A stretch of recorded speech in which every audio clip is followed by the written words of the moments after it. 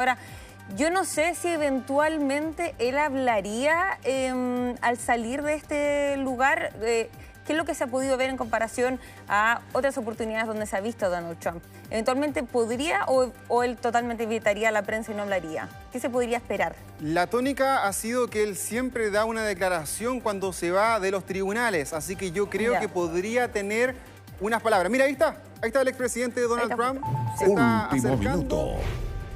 Estamos viendo ahí si es que va a dar algún tipo de declaración. Todas las ha hecho a distancia porque los medios de comunicación no pueden acceder con cámaras al interior del tribunal. Sabrina, solamente tienen que quedar de lejos. Entiendo que no tenemos el audio en estos momentos, no nos llega, seguramente hay inconvenientes ahí para estar en la misma zona. Ya vamos a tener las repercusiones que está diciendo en estos momentos Donald Trump, que mira, ahí está el rostro del expresidente norteamericano, entonces declarado culpable en este juicio histórico. Quiero repetir la relevancia de lo que estamos viendo aquí. Nunca antes en la historia de Estados Unidos un exmandatario había sido procesado en una causa criminal, penal en el país, y menos ser declarado culpable. Así que lo que estamos viendo aquí es parte de la historia de Estados Unidos en un año que también es muy complicado y que ha generado mucha atención, Sabrina, porque recordemos que él va como el candidato presidencial nuevamente por parte del Partido Republicano. Sin embargo, la Constitución de este mismo país autoriza, por ejemplo, que un aspirante a la presidencia puede incluso competir estando tras las rejas. Tras las rejas. Ahí tenemos ahí el ambiente, a ver si podemos traducir. And it's okay. I'm fighting for our country. I'm fighting for our Constitution. Our whole country is being rigged right now. This was done by the Biden administration in order to wound or hurt an opponent, a political opponent. And I think it's just a disgrace. And we'll keep fighting. We'll fight till the end and we'll win. Bueno, ahí el expresidente Donald Trump dice que ellos están todavía peleando y le achaca la responsabilidad al presidente Joe Biden, diciendo que esto es una operación política en contra de él y que él va a seguir luchando, que esto es toda una desgracia. Sigamos ahí revisando.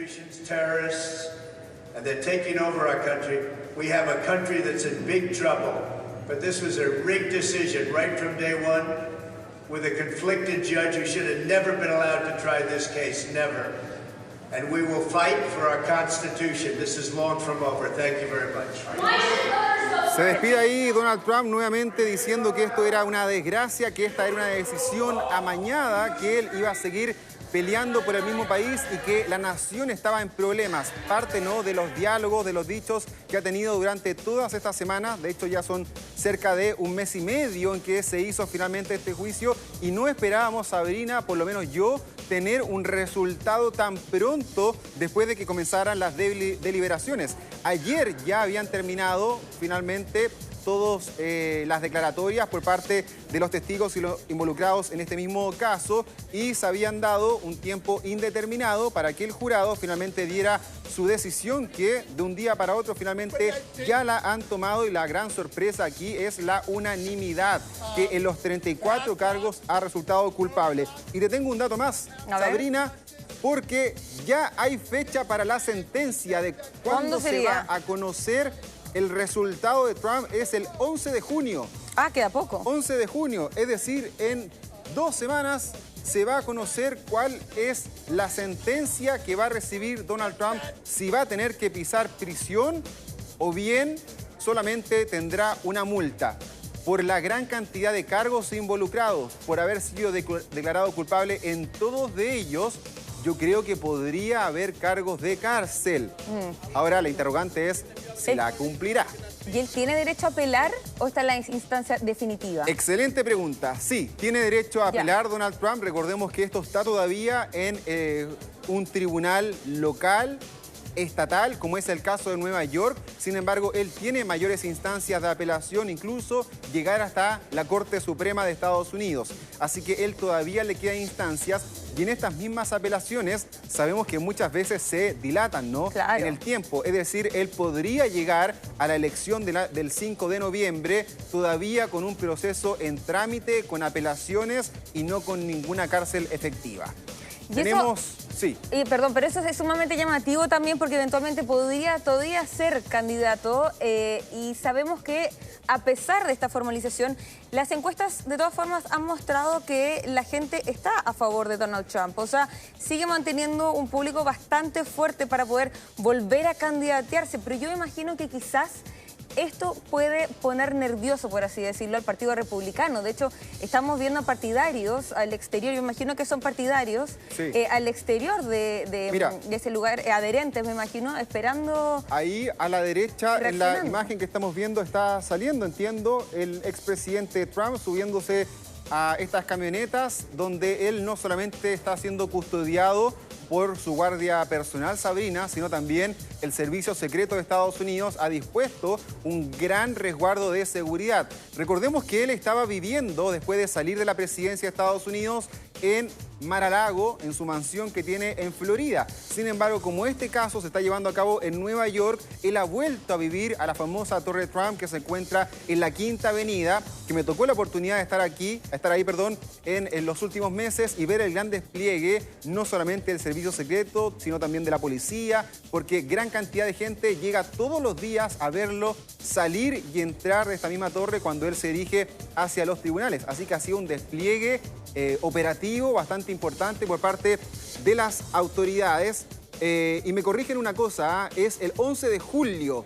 Julio es cuando se va a conocer finalmente la sentencia contra Donald Trump, es decir, tenemos un mes y medio para ir conociendo finalmente los detalles de esta decisión que nuevamente, repito, es por unanimidad. Todo el jurado civil de Nueva York, que fue elegido con pinzas por parte del juez, finalmente han decidido declarar culpable en los 34 cargos en contra del exmandatario. Sí, hablemos un poco de los civiles, ¿no? Que son parte de este juicio. Me parece muy importante porque, claro, no es algo que funcione así en nuestro país. Claro. Son personas que son electas, que son estudiadas para asegurarse que no son militantes de ningún partido, pero lo que sabemos hasta el momento es que hay abogados, hay comerciantes, o sea, es bastante variado el grupo de personas que están ahí. Sí, no, el comienzo de este juicio fue bastante acalorado porque había que elegir con mucho detalle, con mucha investigación a las personas que iban a integrar este jurado, que no tuviesen ningún tipo de intención detrás, tanto a favor como en contra de Donald Trump. Por ejemplo, se les consultaba si ellos tenían algún tipo de afiliación política, si habían participado de protestas en contra o a favor de Donald Trump, si lo seguían en redes sociales, cuál era su pensamiento político, si habían tenido alguna afinidad con el Partido Demócrata o con el Partido Republicano. Es decir, era un cuestionario bastante amplio. De hecho, se tomaron varios días en finalmente elegir este jurado compuesto por varios civiles ahí en Nueva York. Cuando se compone finalmente este jurado, comienzan entonces la entrega de testimonios.